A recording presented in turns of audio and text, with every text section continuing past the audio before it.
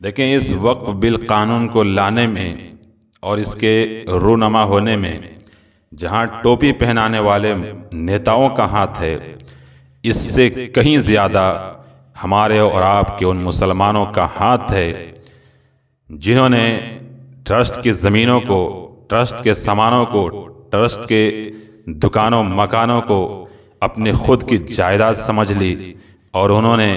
جیسے مرضی جیسے استعمال کیا، جس کو چاہا دیا، جس کو چاہا نہیں دیا، جس کی مرضی اس نے جیسے استعمال کیا، اور مسلمان خاموش بنا دیکھتا رہا۔ ہم اور آپ دیکھتے رہے اور کہتے رہے کہ ہمارا کیا جاتا ہے۔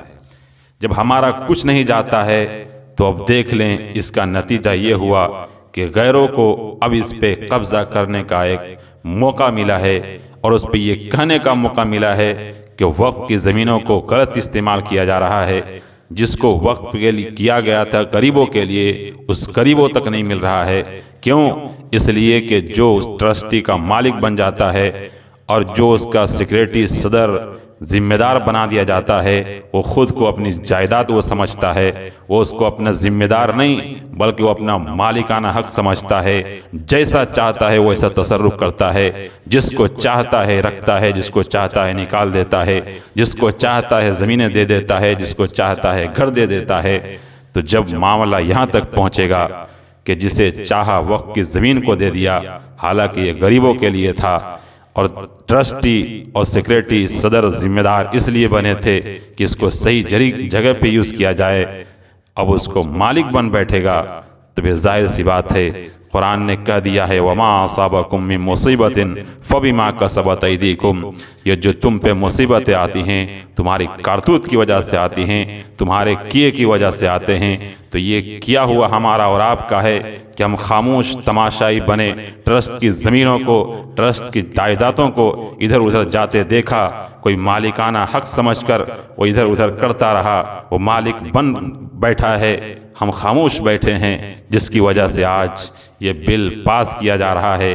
غیروں کو بھی موقع ملا ہے کہ ہم بھی اس پہ قبضہ کریں، آج وہ قبضہ کرنے کے لیے تیار ہیں، ہم اور آپ کچھ نہیں کر سکتے۔ اور یقین مانیے آج بھی ویسے ہی مسلمان کھڑا ہو کر بیٹھ کر دیکھتا رہے گا، جس طریقے سے زمانے سے وقف کی زمین کو جاتا ہوا دیکھتا رہا، جس طریقے سے اس نے دیکھا تھا کہ جس کو ذمہ دار بنایا گیا ہے وہ وقف کی زمین کو مالک سمجھتا ہے، وہ اپنے آپ کو ذمہ دار نہیں بلکہ مالک سمجھ کر جسے چاہتا ہے رکھتا ہے، جسے چاہتا ہے نکال دیتا ہے، جسے چاہتا ہے وہ دکان دیتا ہے، جسے چاہتا ہے وہ مکان دیتا ہے، جسے چاہتا ہے وہ زمین دیتا ہے۔ تو پھر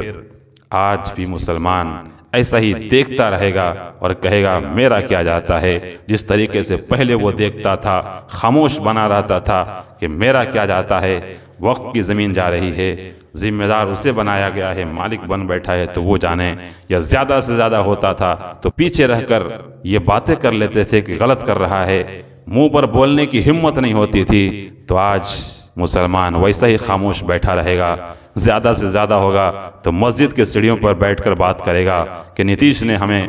دھوکہ دے دیا ہے، نائیڈو نے ہمیں دھوکہ دے دیا ہے۔ میرے دوست، دھوکہ کسی نے آپ کو نہیں دیا ہے، تمہاری ذات نے تمہیں دھوکے میں ڈال رکھا ہے، تمہارے نفس نے تمہیں دھوکے میں ڈال رکھا ہے، امر بالمعروف اور نہی عن المنکر کی صلاحیت نہ ہونے نے تمہیں دھوکے میں ڈال رکھا ہے۔ تمہارے اندر خود اتنی صلاحیت نہیں ہے کہ تم کھڑے ہو کر کہہ سکو کہ یہ غلط ہے، یہ زمین اور ٹرسٹ کے سامان اور ٹرسٹ کے مال ادھر ادھر جو جا رہے ہیں یہ غلط ہے۔ تم ذمہ دار بنے ہو، مالک نہیں بنے ہو، یہ بولنے کی ہمت نہ ہونا یہی سب سے بڑا غلطی اور بھول تھی تمہاری، اور آج بھی تم وہی کر رہے ہو۔ مسلمانوں، آج بھی جو ٹرسٹ کے زمین، وقف کے زمین تھوڑے بہت بچے ہیں، اس میں کسی کو مالک نہ بننے دو، اگر چاہتے ہو کہ وقف کی زمین وقف کی ہی رہے، ورنہ آج بل پاس ہو جانے کے بعد خدا را کوئی سنبھالنے والا نہیں ہوگا۔ ہمت کرو، بولنے کی ہمت کرو، صرف شکوہ شکایت سے کام نہیں چلے گا، خدا را سنبھل جاؤ اور اپنے آپ کو جگاؤ، دوسروں کو کوسنے کے بجائے خود کی نفس کو کوسو کہ ہائے ہائے ہم نے یہ زمین ضائع ہوتے ہوئے دیکھا، لیکن شکوہ شکایت کے علاوہ منہ پر بولنے کی صلاحیت ہماری نہ ہو سکی، دکان ہم نے جاتے دیکھا، ٹرسٹ کی وقف کی زمین کو ادھر ادھر ہم نے ہوتے دیکھا، لیکن منہ کھولنے کی طاقت نہیں ہوئی۔ تو پھر آپ سمجھ لیں، آپ چپ رہیں، خاموش رہیں اور ایسے ہی دیکھتے رہ جائیں گے۔ خدا سے دعا کریں اب خدا ہی ہمارا اور آپ کا مالک ہے، اور وہی خدا اب چاہے تو کچھ ہو سکتا ہے، ورنہ اس مسلمان کا کچھ ہونے والا نہیں ہے۔